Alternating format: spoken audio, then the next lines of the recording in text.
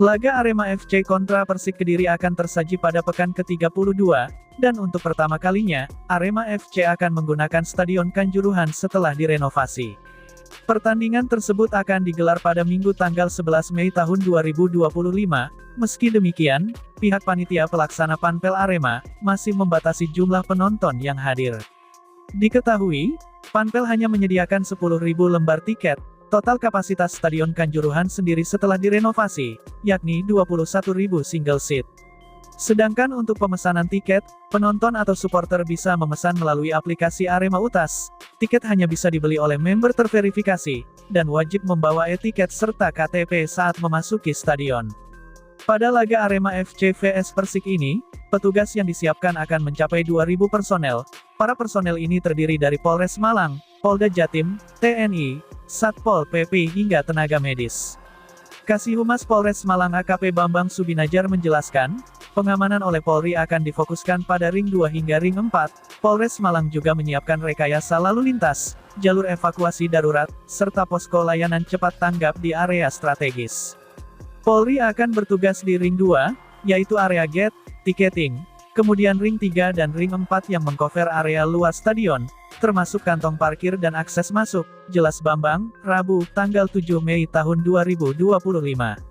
Bambang menjelaskan, untuk pengamanan di Ring 1 yang berada di dalam stadion, akan sepenuhnya menjadi tanggung jawab panitia pelaksana dan steward internal.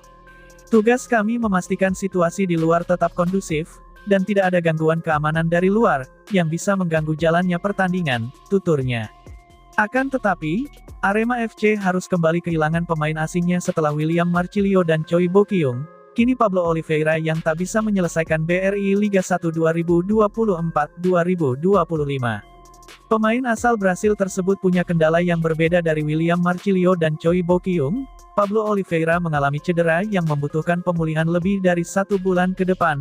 Padahal, musim ini hanya menyisakan 3 pertandingan, sedangkan William dan Choi tak bisa menyelesaikan musim ini karena kontraknya sudah berakhir. Menurut informasi dari tim medis, Pablo mengalami cedera yang agak sulit, dia butuh istirahat lumayan lama, berapa bulan pastinya kami juga belum tahu, kata Zé Gomes. Perlu diketahui, Pablo mengalami cedera saat Arema FC bermain melawan Persebaya di Stadion Kapten Iwayan Dipta, Gianyar, Bali, pada pertandingan pekan ke-30. Dia sudah absen ketika Arema menghadapi Persis Solo. Setelah menjalani pemeriksaan, gelandang berusia 29 tahun itu mengalami masalah dengan lututnya. Dia mau ke Brasil untuk terapi di sana, jadi, musim ini sudah pasti tidak bisa lagi bermain, tambah Gomes. Tentu ini sebuah kehilangan besar bagi Singoedan, karena Pablo jadi penyeimbang lini tengah Arema. Selain itu, gelandang bernomor punggung 32 itu menyumbangkan 3 gol, hal ini berarti dia juga jadi solusi ketika Singoedan mengalami kebuntuan saat mencetak gol. Dengan cedera itu, nasib Pablo di Arema juga tidak jelas, apakah dia akan diperpanjang, atau sama seperti William dan Choi, yang jelas, saat ini Arema belum memberikan perpanjangan kontrak kepadanya. Namun, Zé Gomes tidak bingung dengan situasi ini. Meski hanya punya 5 pemain asing, dia yakin ada pemain lain yang bisa menggantikan perannya. Untuk posisi Pablo, ada Sultan Fajar yang jadi pengganti. Saat melawan Persis, Sultan tampil 90 menit. Itu jadi kali pertama dia bermain penuh. Zé Gomes memuji sang pemain bisa menjalankan instruksinya dengan maksimal. Sejak saya datang, saya tidak bisa memberi banyak menit bermain kepada Sultan, tapi dalam latihan dia tetap banyak bekerja, tidak pernah mengeluh. Itu membuat hati saya senang, dan waktu tim butuh untuk menggantikan Pablo, dia bermain bagus. Sultan memperlihatkan top performa saat melawan Persis, jelas Gomes. Itulah mengapa, dalam 3 pertandingan tersisa 1 posisi di lini tengah akan jadi milik Sultan, tentunya jika sang pemain bisa menjaga performa di setiap pertandingan. Kedepan, mungkin dia dapat kesempatan lagi jika tetap bermain seperti melawan Persis, janji Zé Gomes. Di sisi lain, Arema FC akhirnya lolos klub licensing dari PSSI dan AFC, sebagai klub yang profesional untuk musim 2024-2025. Keputusan ini setelah PT Liga Indonesia Baru (LIB) mengumumkan sejumlah klub yang lolos verifikasi. Keberhasilan ini memastikan, Arema FC tetap berstatus sebagai klub profesional yang diumumkan LIB pada tanggal 6 Mei tahun 2025. Menanggapi hal tersebut, General Manager Arema FC, Yusrinal Fitriandi menyampaikan rasa syukurnya dalam pemenuhan lisensi ini.